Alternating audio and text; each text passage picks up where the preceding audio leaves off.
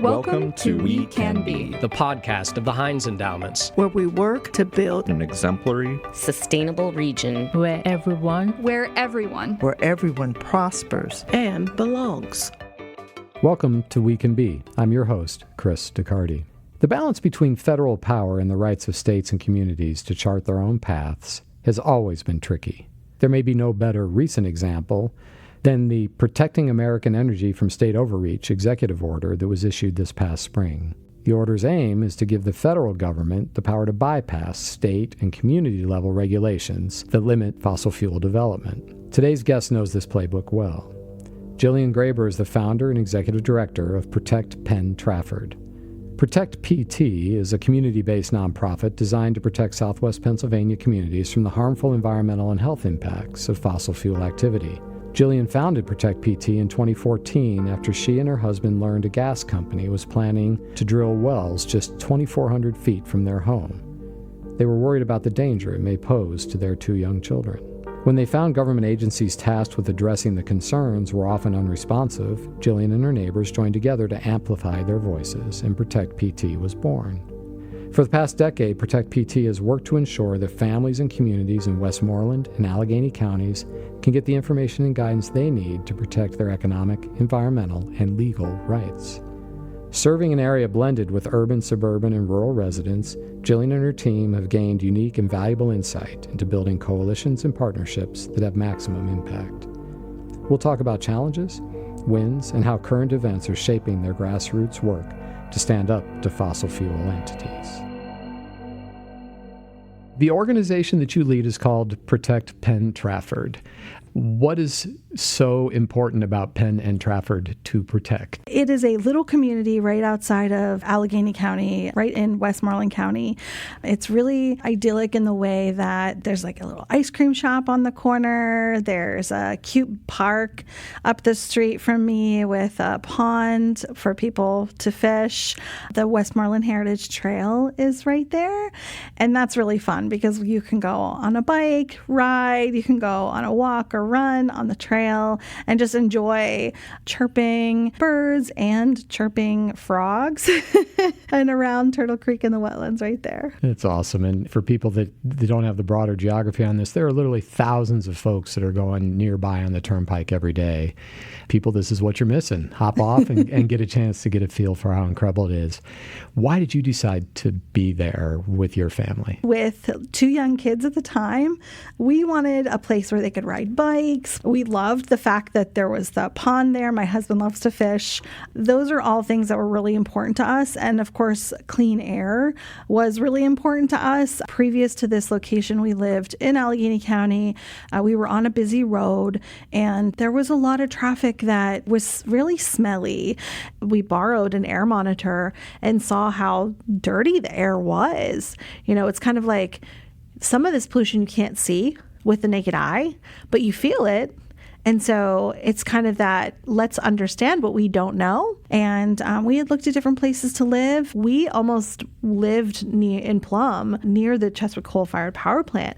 And we decided not to live in Plum because it was right across the river in that same airshed. That's why we picked Trafford, and thinking, oh, this is a place that's going to have clean air. And then it doesn't. It's like, we can't get away from it. For more than the last decade, you have been almost singularly dedicated to a set of issues to protect Penn-Trafford. So what changed? When did it change for you? What was that moment and why? I think it's always going to be traumatic for me. We moved to Trafford. Great location, wonderful place to live, wonderful neighborhood, and we started getting sick. And my whole family got sick, and we didn't know why. Wow. So we started to investigate, why are we getting sick?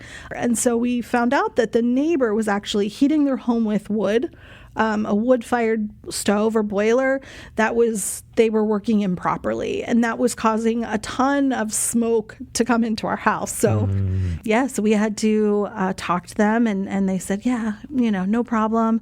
Life is too short. We're going to fix the problem. And they didn't. that started a battle of a 1.5 year lawsuit just to get clean air in our own home. What is that like to feel like you're in conflict with neighbors, given that you care so much about community? That's why you went there. It was very isolating, to be sure. It was isolating to us as a young family, new to the community. And it was on something that is so essential. I mean, you buy a house and you think, you don't think about, oh, there's not going to be clean air in my house. Right. You worry about things like lead paint. You do a radon test, like those things. But never do you think that you're going to be poisoned by your neighbors. It was heartbreaking. Yeah. I mean, I think more broadly, it is enshrined in our state's constitution. It absolutely is. Around air and water, that all of us deserve to have that right. So that in and of itself is quite a journey. After that, it expanded out for you. Yeah. So talk about that next step. What was it that you learned more about? What was it that animated you for the work that you've continued to do? I think it taught me a lot of important lessons as a young mother. One of those most important lessons was that the government agencies like the DEP, the PA, Department of Environmental Protection, their job, at least what I thought as a young mom, was to protect us and protect our health from environmental harms. I learned very quickly that they did not care about my family. They could have done something, and they chose not to. That was really eye-opening because I grew up thinking that that's what government does. It's there to help you with these larger issues that you as an individual can't take care of yourself. I went to my local government and they said, well, this is not our jurisdiction. That's the DEP's jurisdiction. I went to the DEP. They said, well, it's not our jurisdiction. Talk to the local people. And I said, well, I've done that. And I read the Clean Air Act. And I know that we have a constitutional right to clean air and water. And it says that it's your jurisdiction to deal with this. So you guys need to come out and do something. And they came out. They looked at the air quality. It was very clear that it was coming from my neighbors and going right into our house. And they drafted several letters that they had intended on sending to my neighbor. Those letters did not get sent because of somebody in Harrisburg playing politics, and someone in Harrisburg said, no, don't send those. We're not going to deal with that issue. And that's when I realized that the DEP does not care about my family. So this becomes your entry point into digging, learning, and understanding that the structures that we have in place don't work for you, your family, for what the mission on behalf of community and residents should be. And then you become more than a mom. You start to organize through people and networks and launch Protect Penn-Trafford. Yeah. In our living room, we settled our lawsuit, and that same week we got a letter from a local organization, Mountain Watershed Association. It said that there's going to be a well pad less than a half mile from our house, and it described what that could mean for us. My husband said, we need to do something. So I called our lawyer at the time that was dealing with the wood smoke case from Fair Shake Environmental Legal Services. He said, here's what you need to do. You need to gather information on the ordinances, on the development itself, do a right to know request through DEP. You need to gain supporters. So find other people like you that care about this issue. And you need to start educating them on what you found in those records. And then you need to start fundraising, because ultimately, whether it's a local hearing or appealing that decision, you're going to need money to spend on a lawyer. That formula that he laid out for me is now what I tell every single person that is faced with the same dilemma I was back then. If you want to be successful in this work, I feel like that was the best advice I could have gotten, and I followed it, and we were successful. In this state, an operator with hundreds of recorded violations to health and safety and the environment on record with the DEP is permitted to build 4 well pads in less than a mile from an elementary school in Penn Township. Another operator has applied for permits to build a well pad 1,500 feet from a high school in Elizabeth Township, despite the fact that they have over 554 health and safety violations. This is the equivalent of permitting a 5-time convicted drunk driver to obtain a CDL license. You talked about raising money. There was a report not too long ago, I think it was in Inside Climate News, and a nonprofit, Open Secrets, that took a look at how much money is put into lobbying from the fossil fuel industry. And we're in hundreds of millions of dollars a year annually. So you have moved from an unfortunate situation with a neighbor to organizing a small set of residents initially as you look at an industry that is seeking to site a well and infrastructure in your community, an entirely different scale of resources. Yeah. What was that like? What have you been able to do given that disparity? It's in the formula. So gathering support is that crucial piece. Literally, I ran behind the school bus, handing out flyers to moms after they got their kids on the bus. Yeah. And then I had neighbors call me or find me on Facebook and say, what do we do? What do we do? How do we help? One person speaking up is not enough. Communities in general need to speak up. You know, despite the disparity, despite the amount of money that this industry has, people really have to be fearless and have a sense of conviction. Like, this is what is the best thing for our family and our community. And we know that what the industry is proposing is not. And how do we look at that and analyze everything that they're going to do at that well site and beyond? And how do we show or prove that that could harm us in some way? I have learned so much over the last 10 years. I'm still learning today.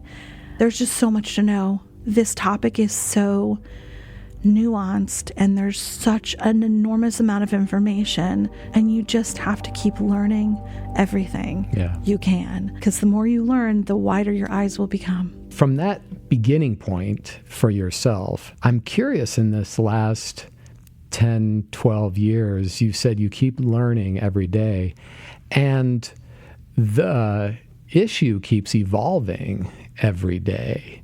You started out as air quality primarily. Where is that evolution now? Air quality plus what has emerged and what feels most important to you? It started with air quality, but it has grown to water quality.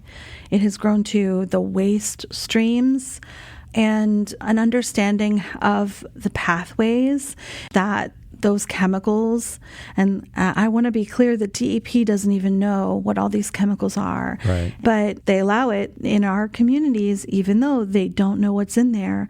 And so the more you understand about the waste streams and the fact that even if you're not living near a well site, you could still have a truck with radioactive materials going past your house, going to the landfill or going to an injection well or going to another point. The waste is radioactive with radium-226 and 228. The half-life of that, I think, is somewhere around 1,200 years. You know, my grandkids, my great-grandkids, my great-great-grandkids, you know, will all be gone, and that waste will still be here harming people. You have had some extraordinary successes. How do you educate people? How have you utilized technology and new technologies in monitoring effectively? And how have you worked to use responsive parts of the public process and government to be able to have impact in the community? We can go back to the formula that works, right?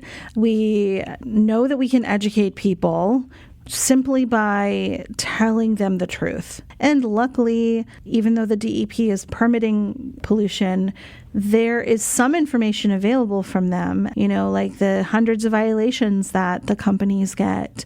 And we can use that information to educate people, even people that are naysayers. Well, they're not breaking the law. They're not doing anything. Well, the DEP's own information gives us a much different picture. And this is all self-reported. And so it's all there in black and white. And you can always find one or two people in a community that are like, well, what do I do about it? I want to take action.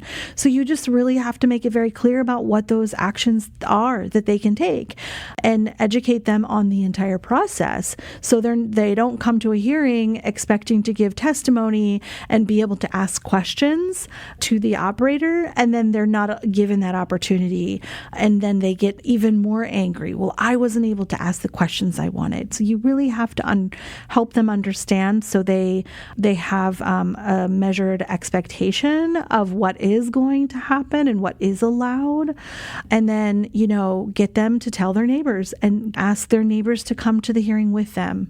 And so the more people that come and speak up, the more opposition the local government, who has to make the decision, will face. And they are under a tremendous amount of pressure from the industry. So showing up is really important, because as trustees of the local community, they are the ones that the local government is supposed to serve, not the oil and gas industry. And that's the avenue. People who want to take action are in multiple ways. One is, what can I personally do? And you do an awful lot of education on that. And then what can we do? What's gone well? What's a success story? I think overall a success story is that we have currently, I think it's 12 well pads proposed for our community.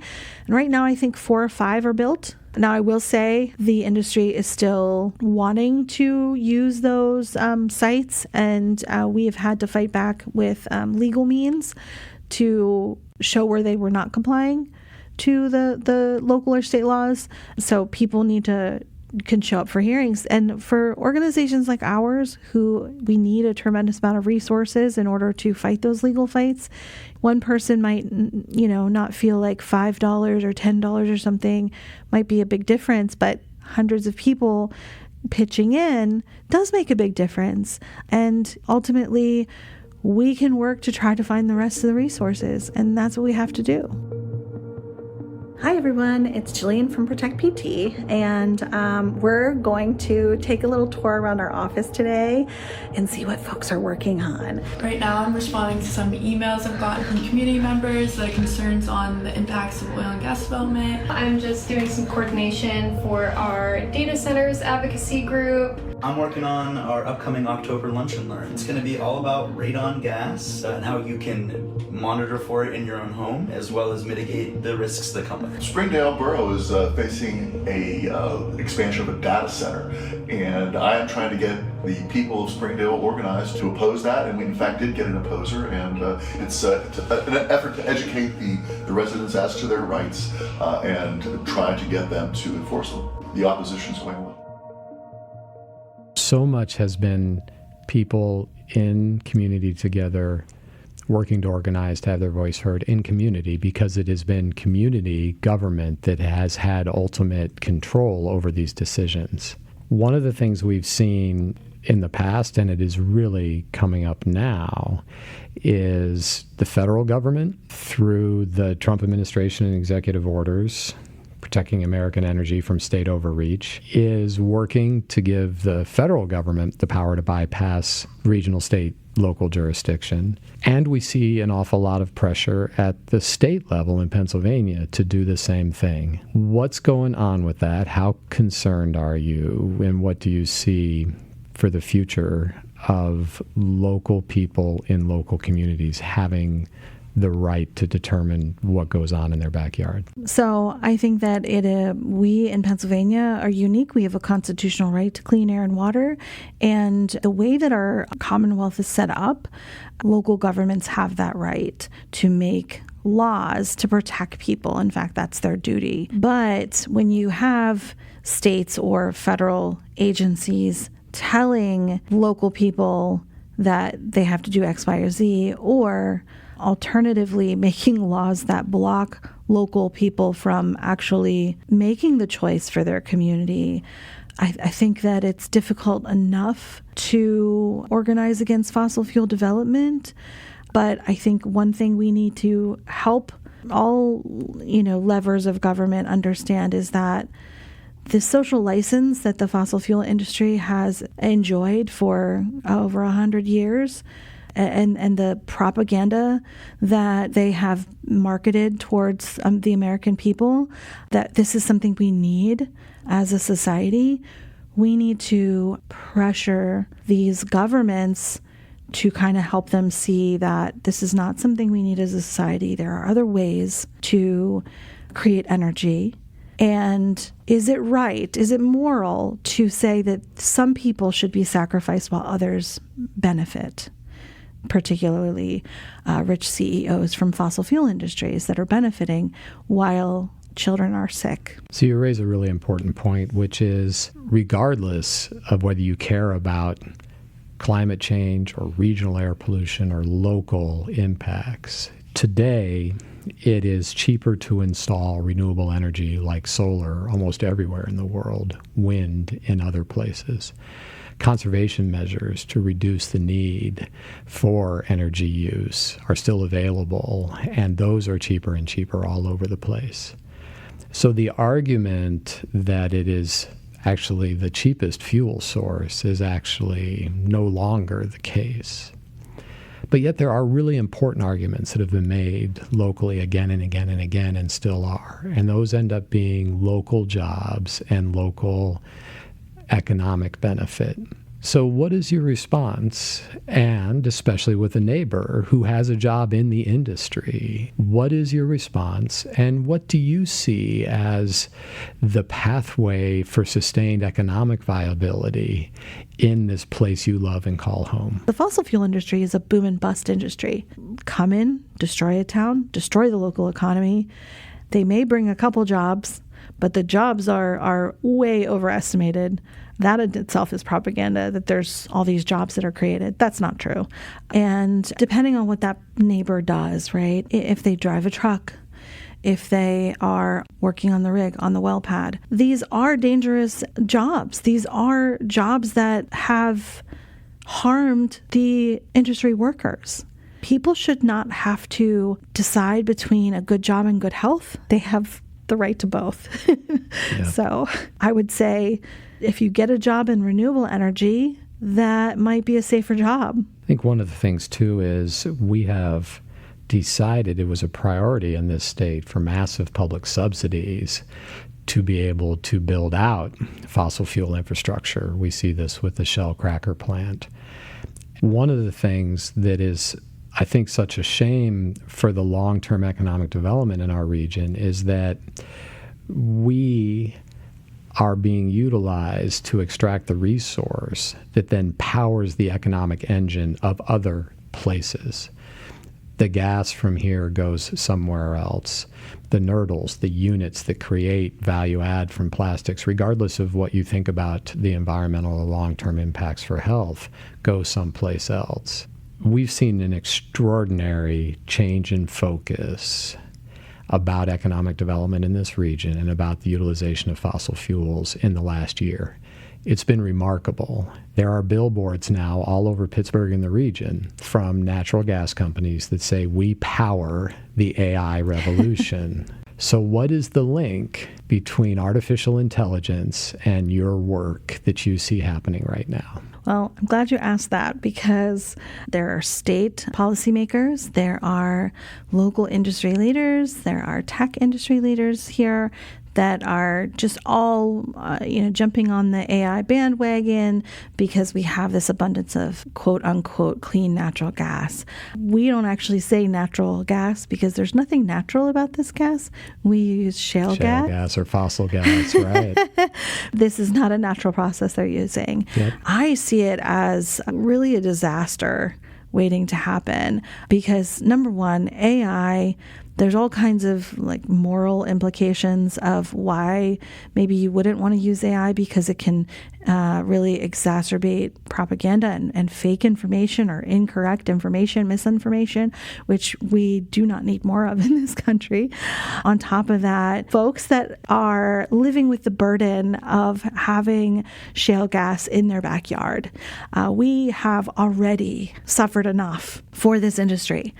We have already suffered enough for the general public, not just here in the U.S., but also the folks overseas that we're exporting this gas to. Yeah. And the ironic thing is that other countries have different policies set in place, and they say that the harm is too great to humans in those localities, that they don't want fracked gas or shale gas, even though they have shale, even though they have the same stuff that we do. It's too great a human toll.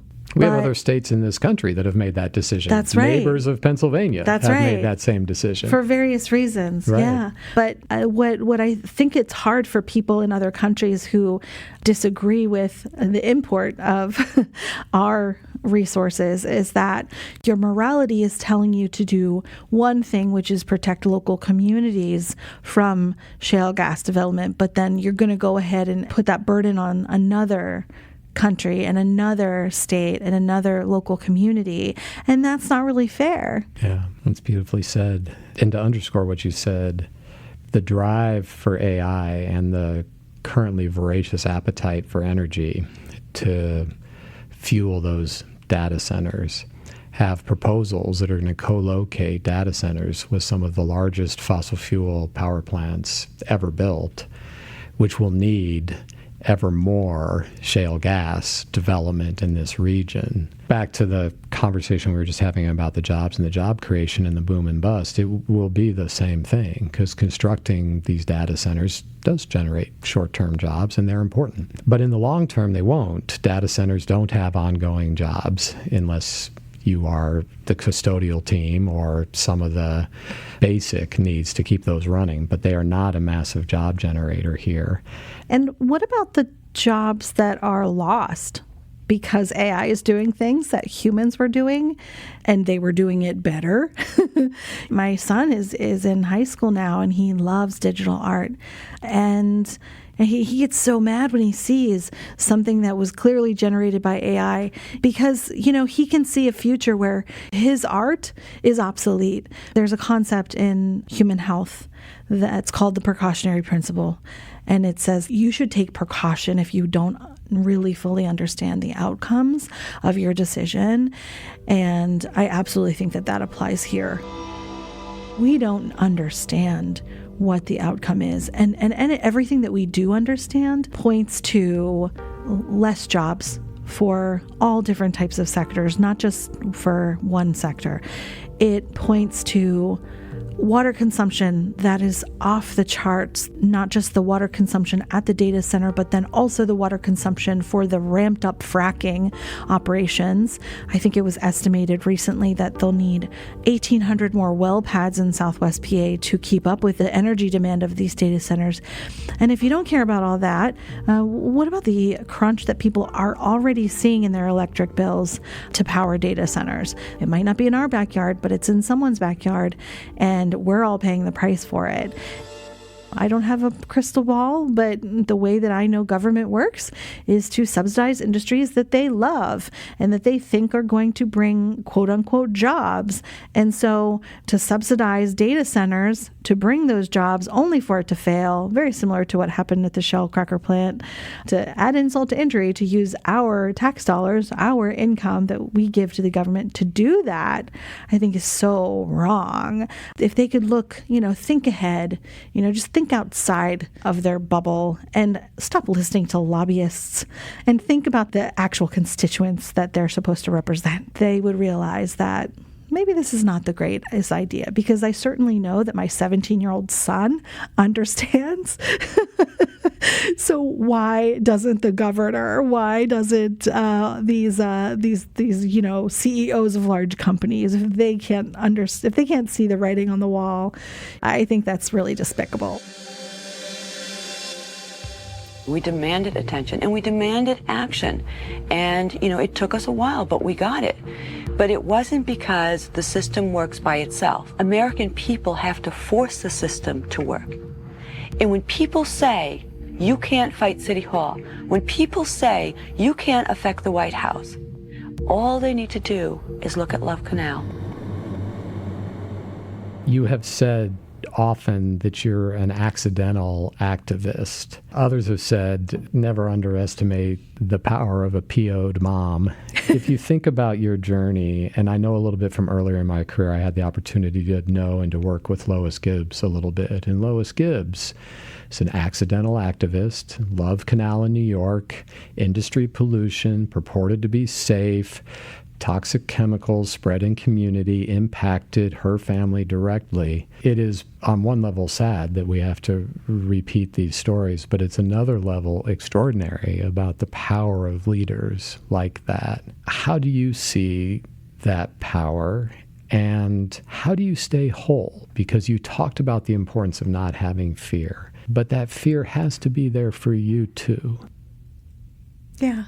So I don't think I'll ever be as effective as Lois Gibbs. She kind of wrote the book. There is fear. I mean, I have been to downtown Pittsburgh so many times for depositions in front of lawyers from the industry that are ruthless, and they berate me for hours at a time. And that's brutal. But I get to come home and see my kids. And 10 years later, my kids did not have to deal with that well pad. And the other kids that are in our neighborhood now, I think of all the babies that have been free from pollution. Yeah. And you're right, a pissed off mom.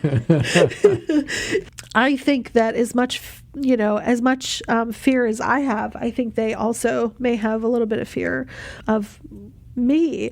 There was this great line in this documentary on fracking called The Triple Divide, and there was this goat farmer and he said, I am not afraid of them. They should be afraid of me. And I took that to heart 10 years ago when I first saw the film. And I was like, yeah, you know what? Why not? And I can tell you the first time we were at a set of hearings and those well pads were denied, the industry and those lawyers, their jaws had to be pulled up off the floor because they were shocked that this little mom and these little, disruptors, or there's lots of names that they've given us, but this small little organization did what so many people have a hard time doing, and that's opposing them. And they still found a way to get around it, but we're still fighting that fight, and we're going to continue to fight that because at the end of the day, it's the right thing to do for our community, for our children, for our children's children, and the preservation of natural resources, not just for our generation, but for generations to come. So if Lois Gibbs wrote the book, you are certainly writing a really important next chapter. Thank you for spending this time. Our podcast is called We Can Be. So what gives you hope?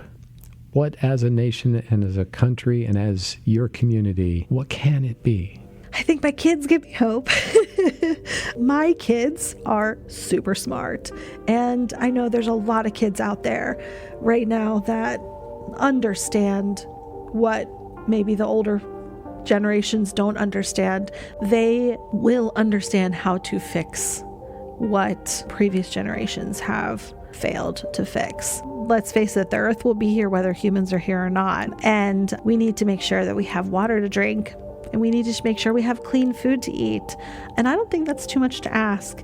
And I think that once people realize the long-term picture, they will come to the same conclusion. And that also gives me hope.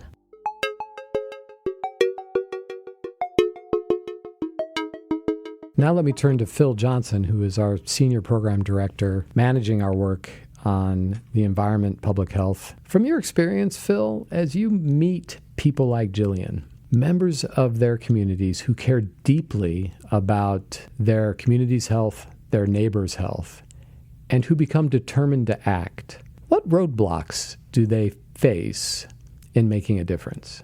There's the beginning of the journey, which in some ways may be one of the hardest roadblocks, and that is mindset. There's a person living their life, raising their family, and they're now seeing this series of challenges or threats to their health, to their well-being. And the roadblock is what they thought would be a system of governance that could help them overcome this. The system, for whatever reasons, hasn't been able to help them. And so there's this moment that happens or doesn't happen where they choose to either roll up their sleeves and become a new person, or they accept their fate and they adjust or endure or flee. There's always a few people who do the former. They cross that block and they decide that they're no longer just part of society, that they're now going to be a leader in the society. And they're going to figure out a way to solve the problem that they thought the government was supposed to solve, but didn't. That's hard to do, and just really admirable, I think, when people care that much that they really want to step in and then have to figure it out when often they don't feel like they've got the tools or the understanding. So as a funder, as you talk about people in communities who take this step, how do you think about supporting them as leaders and as organizations that they are starting to form or joining to help them be more impactful? Sometimes the first conversation is the most impactful conversation. One way or the other, the person will reach out, will find out that there may be an opportunity here to start something, a little neighborhood group or a community group, to organize or to hire a scientist to get some help. And they realize that there are resources that are needed. So the first step is acknowledging that their situation is real, that they're not the first to experience it, that there are things that can be done. There are resources, there are mentors, there are experts, there are points of connection. There's a whole other world that's there that they didn't know about. And then all of a sudden they're meeting people, scientists, leaders of organizations, elected officials, advocacy leaders who are there to not only acknowledge what they're going through, but say, how can I help? What do you need? Do you need air monitoring equipment to engage citizens in your community and get them involved and make them feel like they have a sense of purpose to quantify and validate what they're experiencing? Do you need an expert to come to a community meeting and give a presentation? Do you want or need training in what small organizational leadership looks like?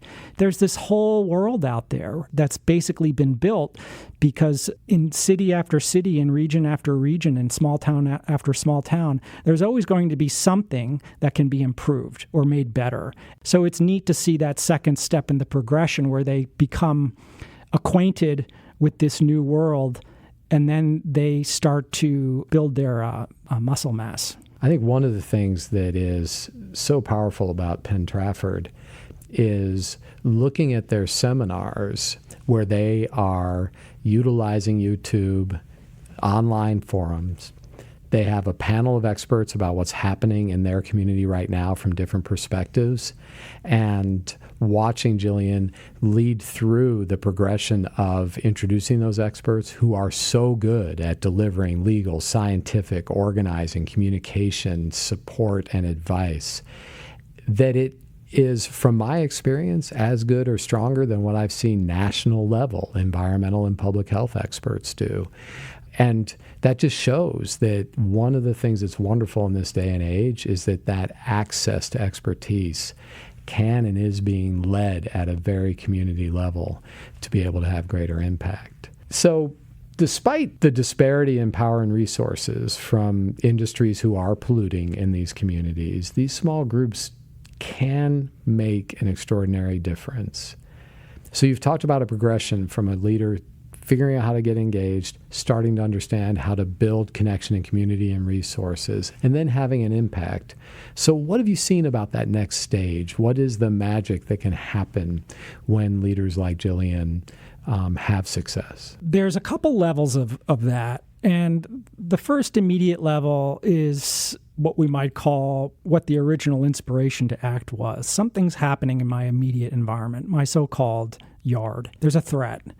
And this is a tricky moment because if the original inspiration, this so-called threat, isn't arrested, if there's a failure, it just leads to a tremendous feeling of loss and inadequacy. And that often happens. So there's a concept of persistence. Do they now have mentors or leaders or guides who can say, that's all right, keep going, don't give up?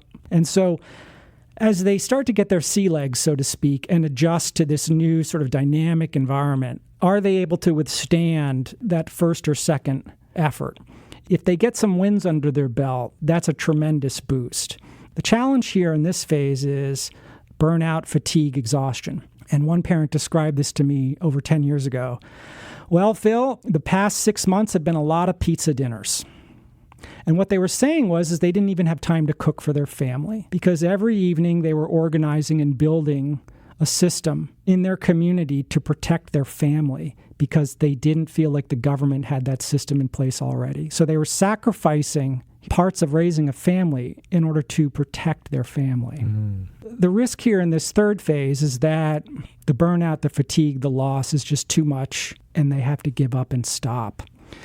There's also, on the flip side, the leaders who push through somehow they're able to make it work. And then an incredible thing can happen for that small group. They actually then become not only leaders in their community, in their yard fight, but now they're looking out across the whole region. And now they're becoming the mentor and the inspiration, the coalition leader, the campaign crafter, moving into that sort of policy approach where they now become whole leaders across a whole region, inspiring many people.